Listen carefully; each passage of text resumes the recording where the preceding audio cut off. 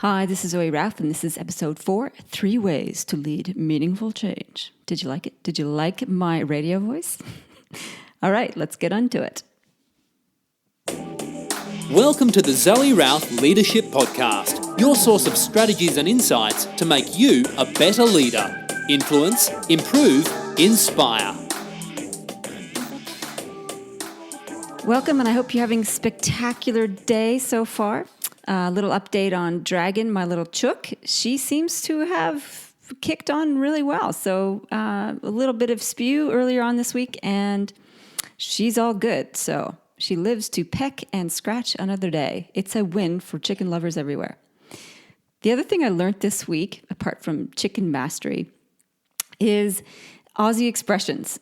Every week there's something new. I've been here 20 years and I'm still learning. So this week it was a call from my friend Josie, who features in my upcoming book, Moments. And there's a story about her and her daughter. And she rings me up and she says, now, I only have one concern. And then I brace myself. And she says, you used the word panties in part of the story. I thought, oh no, I've offended her. And she said, no, you haven't offended me. She's Irish, by the way. So this is an Irish woman picking up a Canadian in Australia for this. And she said, nobody uses the word panties in Australia. I'm like, are you serious? Apparently not. Panties is out, knickers, underpants, and so forth. And so there's no way they're using the Canadian expression gitch or gotch. That's no one would get that one. Anyway, lessons learned every week here in Canberra, Australia. So a couple of announcements for you. My book, Moments, Leadership When It Matters Most, actually goes to the typesetter today. How exciting. So the book cover is almost done. Things are coming to fruition. They'll be at the printers within a week. Whew, exciting. The Edge of Leadership is my big event that's happening next year here in Canberra in March. I am so excited to announce that my keynote speaker is none other than Dr. Jason Fox himself, the elegant pirate extraordinaire. He's a great leadership thinker and a really wonderful guy, and just a delightful speaker, and he's just going to be a huge asset to the whole day. All that will be happening at the Edge of Leadership here in Canberra. So I'll post a link to both the book. Actually, no, the book page isn't up yet, but I'll post a link to the Edge of Leadership event, which goes live for early bird tickets this week too, in the show notes, which you can get at zoerouth.com/podcast/4, like the number 4. All right. The other thing you might want to do when you head over there is to zoerouth.com is sign up to get my free video series, which is called Grace Under Fire. Short 1-minute videos. And that way you'll stay up to date with all the announcement also related to the event and to the book and to all other good things like my awesome leadership articles that I publish every week. All right. So what I'm reading. This week, I'm reading An Everyone Culture, new book by Robert Keegan and Lisa Leahy, who also wrote Immunity to Change. So Immunity to Change was quite an interesting book. It looked at how to map your thinking and your understory or your backstory, not your backstory, but what is it that's keeping you from really embracing change? So looking at your assumptions and your underlying patterns underneath that. And quite a juicy, good book. This book, An Everyone Culture, is taking a new tack and looking at how, as leaders, you can galvanize the troops by taking an inclusive developmental approach to your organization. And the 3 case studies that they profile in the book show really tangible, profitable outcomes by putting their organizations and their people development through this process. So it's worth reading so far. I'm about 2/3 of the way through, and I'll pop a link in the show notes for you so you can check it out. I love that it's a post-conventional approach to building organizational culture. Post-conventional, meaning it's just not the same old, same old. It's actually quite a rigorous systems approach to engaging with people. Very cool. The question I'm pondering this week is, what can we learn from the U.S. political campaign? Now, this may all be over by the time you listen to this podcast. However, I think the rhetoric and the conversation is universal both to U.S. political campaigns as well as to Australian ones, and probably to political campaigns around the world.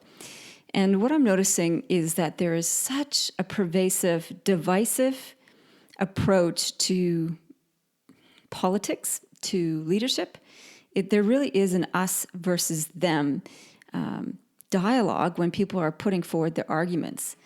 And at the end of the day, whoever gets into government needs to work with the other side. It's not going to be all or none. It's going to be all. And I think this divisive language is really a stumbling block for us. And it's something that we really need to get over, I think. So sometimes when we look at things that are outside of our control, and it can feel like politics is outside of our control, unless we're in politics, of course, what do we do with that? What do we do with that when we look at these things that we find abhorrent and troubling, and all we feel we can do is complain about it? Well, I don't want to be one of those, that's for sure. I think we can do things about this, and we can use the things that irk us as a springboard to really look at where we're going to invest our energy to be change drivers. So this is a thing. We judge and we reject what we don't like. And that actually does nothing to solve the problem. And it sort of just keeps the thing that we dislike at arm's length. And judgment really is an opportunity for influence. So whenever we find ourselves judging or rejecting something, pause, because there's an opportunity here. I think the important thing of what not to do is not to hit back, but to speak up. And Michelle Obama's famous speech now about her standing up in opposition, or perhaps as an alternative solution, or as a statement about what is appropriate and what is not, is an important thing. So in her speech, basically in response to Donald Trump's commentary around women that surfaced about 10 years ago, she basically said why it's wrong to do that kind of sexual assault, why it's wrong to brag about it, and so on. And she models what's possible. She models an alternative viewpoint that is respectful of women, that is embracing of men and women, and she elevated the conversation. She didn't necessarily denigrate her opposition. She highlighted the faults in the argument and asked us to do better. And I think that is a great example of what we can do with the things that irk us. Rather than just slam the other person, criticize them for their personality or their approach, is actually look at the argument and find the nugget of change that we want to espouse instead in it. Instead of slapping down the argument, elevate our own. And I think that's a really useful approach to take.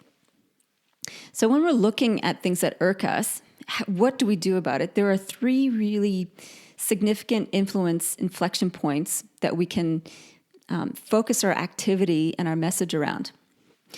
And the structure for this comes from a book by Richard Hames called The 5 Literacies of Global Leadership.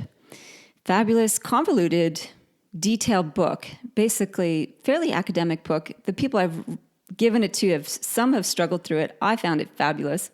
And it basically takes a very systematic and systems viewpoint of complex problems and gives us a map, basically, to look at them. And he uses this iceberg-like model. Icebergs are very useful as models, I find. And he said there are layers to problems. And he said at the top layer, the really visible layer of the problem, like the visible part of an iceberg, is the symptom of the problem. So the visible stuff. So we might look at something like us versus them dialogue and go, well, that's very visible. That's a visible symptom. And some of our activity in terms of driving change can be around looking at the symptom. So how can we fix that? If you think about social change, though, there's other things like homelessness. So the visible problem of homelessness are people sleeping on the streets. It's very visible, and we want to fix that visible problem. All sorts of social change agents arise to help deal with that symptom. People who offer free clothing and free housing and support to homeless people is an example of people addressing the problem at a symptom level. All extremely helpful and necessary. And it does not go necessarily to solving the long-term problem of preventing people landing up on the streets. So Hames delves a little bit deeper, and he goes, well, there's likely systems that are causing that symptom. So there are things in our political system, in our economic system, and our environmental system, our social systems, the layers of systems that might be creating unwittingly often that symptom. And so we can look at being a change driver around that.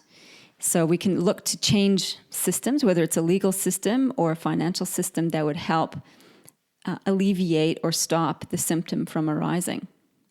And the third layer is story. Now, this is quite an interesting one. And Richard Hames talks about meta-story. There are some big picture cultural memes that then, out of which we then develop systems, and out of which then come symptoms. So an example of this, of how to make an intervention, which I find quite it's just such a classic case, is the story of smoking in Western culture.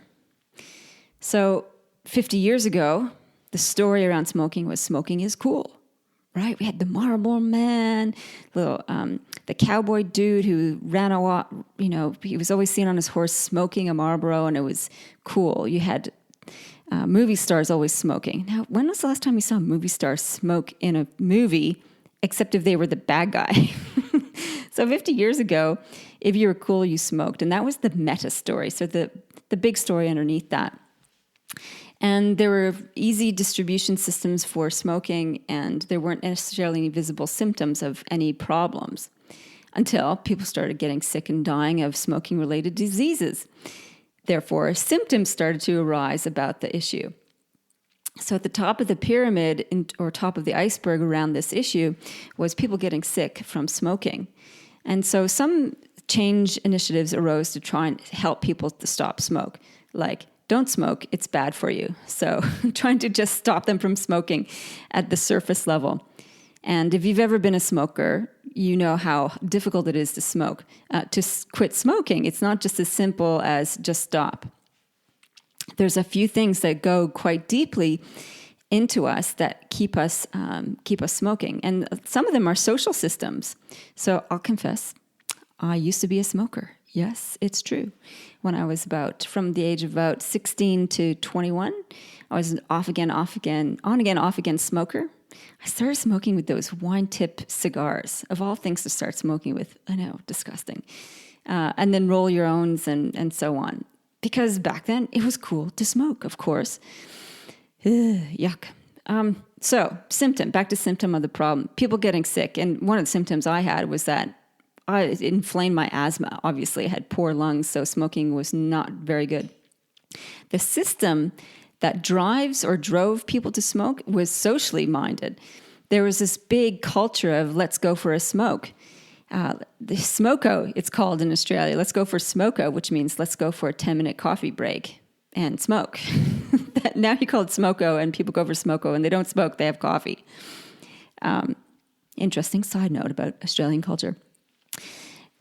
So there's social systems at play that supported the symptom of smoking. The other things that made it easier to smoke is accessibility, advertising, etc. And the story around it I already mentioned is smoking is cool. So the thing is about how the anti-smoking lobby started to address driving change about smoking was three-layered. They tried to address it through just encouraging people to quit smoking, so addressing the symptom level. They also addressed it through the system level. So they started campaigning to change taxation laws successfully, advertising restrictions, successful campaign there. So in Australia, a couple of things that are of note and quite visible in terms of how they managed to change that is the taxation system went up significantly on cigarettes. So now it's really quite expensive to buy a pack of smokes. I actually have no idea how much it is. It's at least $20 a pack. At least it's probably more than that now. Visibility. So they had to put, if you run a shop with cigarettes, you actually have to hide them. You can't be visibly displayed. And then, of course, there's all that heinous pictures that they're legislated to put on the cover of cigarette packs. Strangely, the people I do know who smoke don't seem to be deterred by that. It might prevent people from doing it, or at least think twice about it when you have these gangrenous-looking mouths and feet falling off pictures on this cigarette package. However, effective. So they tackled it from symptom. They tackled it from system, political, economic, taxation, marketing systems. And the third one was the story. So through relentless advertising campaigns, they started to show emotional stories about what it means if you smoke, get cancer, and die.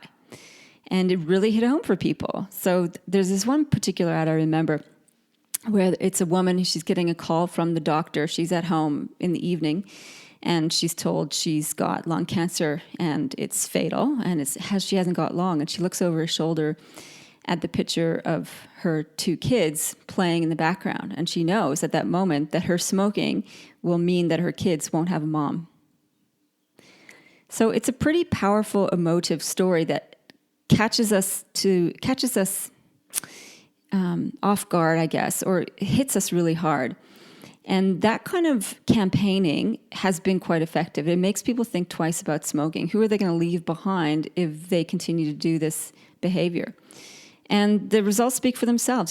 The story around smoking has changed. Smoking is not cool. It is banned here in Australia in restaurants, in pubs, in bars. It's banned off street corners, and there's fewer and fewer places where you can actually smoke. And you're seen as a pariah and a rare bird these days if you smoke. And you can see people hovering out the corners in the middle of winter, and they're rugged up in their winter coats having a smoke, and they don't look cool. They look pretty sad. And that's how you can change the system. I think it's a remarkable campaign that the anti-smoking lobby has. And as change drivers, we can take a similar approach. We can actually look at problems from these multiple layers and make interventions. It's kind of like how we heal the human body. Sometimes we have symptoms, right? So we got a headache. And how do we treat the headache? Generally, we mask the symptom. So we take a Panadol or an aspirin or whatever it is, some painkiller of some sort, and you just kind of deal with the symptom. If we're a bit smarter, then we start to look at what is the system in my body that's at play here. Am I dehydrated? Do I need more rest? Have I got low blood sugar? We look more systemically about what's creating that symptom. And then if we're sensible about our health management, we'll try and deal with those problems in the system. And if we're really super, super duper smart, then we look at the story about our life and what it is that's creating the behavior that's affecting our system. So if it's a headache and our system is dehydration and lack of sleep, we look at the story behind that. It's like, am I taking care of myself well, or am I neglecting myself? Am I driving myself into the ground with overwork? What is the story here? And what do I need to change? Maybe I need to change the story about self-care and self-management, that I put myself first before I look after others, or that I won't sacrifice my health in order to get work done. So when we look at it holistically like that, we have a better chance of affecting long-term meaningful change. So let's look at another little case study. So big picture change, like the smoking story, is fascinating. But what does it mean for us on a day-to-day level when we work in organizations and so forth? I have a client, let's call her Emma, and she's working on a big event. And her big event is coming up in a couple months, and she was complaining. Notice, these are the symptoms of the problem. She was complaining she couldn't get traction with the people around her. She didn't have support from other people. It didn't seem like it was a priority to other people, and she was then having to stay back late, working on Friday till 10 p.m., and basically doing overwork on her own and feeling like a victim or like a martyr. So these are all symptom problems. If we were just going to do a Band-Aid solution, we'd say, okay, Emma, stop working after 6 p.m. on this event. Fix that one big problem right there with a symptom. And that sort of puts the Band-Aid thing, but it doesn't solve the bigger picture stuff, right? So we look at the system around that. So diving into the issue a little bit better, we explored what kind of support systems, communication strategies was she using. And she was using email a lot to try and engage stakeholders. Well, email. Email's not always the best communication tool when people are really busy, and it doesn't often present the subtleties of tone and importance of different messages. So the communication system was possibly creating some of the problem as well. And certainly she was reacting to the emails that she got back from people who seemed less than supportive in her mind. So we had a communication system problem. We also had authority endorsement system problem, meaning that her supervisors hadn't advocated for the program properly, hadn't set the wheels in motion to indicate to other departments that she needed support. So that needed to be fixed as well. So we started addressing the problem from a systems point of view. And then we dug a little bit deeper and we looked at what is the story going on for Emma and her project. And the story that she had running, which was not helpful, was that no one takes this project seriously. I don't get heard. I don't have respect for my colleagues.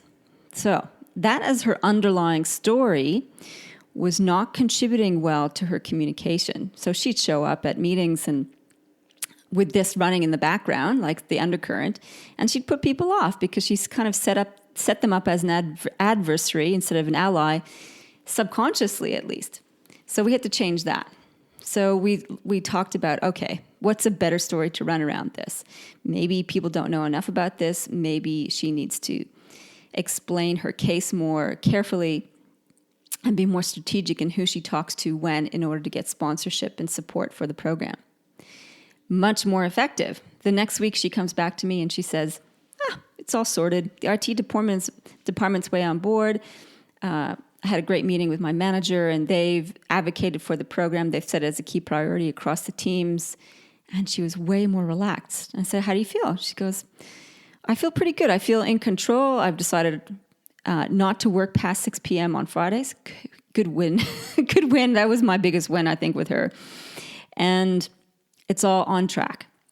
So that's a perfect example of how you can address things that irk you and then drive some meaningful change by making carefully considered interventions at these different influence inflection points. And those are symptom, system, and the big picture story. It takes a little bit of effort and focus to dig a little bit. And when you do, you can really make a big difference. So in your own work, you can think about what service and what contribution are you making? Are you just dealing with symptoms? Are you addressing systems? Or are you looking at story? All are necessary in terms of driving meaningful change. And you might advocate to do big picture change across those 3 layers, or you may commit yourself to just dealing with one particular area. So you might be committed to being a political systems changer and changing an issue around policy and legal systems. Or you might dedicate your life and your work to dealing with symptoms. So you might be focused on not-for-profit organizations that help the homeless, say, for example, and provide shelter and clothing and laundry to people who are struggling on the streets. And that's perfectly a useful and practical and meaningful way to be a change driver. Or you might be a thought leader and you want to change the story of what it means to be a leader or to be a health advocate, etc. So you might focus your energy around that, or you might do all 3. However, they're all really important. You just need to be aware of what you're doing to feel galvanized around your mission. I think that's the most important piece. All right, so a couple things for you to take away. Think about the things that irk you. This is an opportunity for influence. That's the first big picture thing. Next, dig a little. What is the symptom this is reflective of? What are the systems that are driving that problem? And what is the underlying story? And then the big choice for you is, where do I want to influence? And then go and do it. Thanks very much. Have a great day, evening, afternoon, wherever you are, whenever you are in the world. And lead well, live well.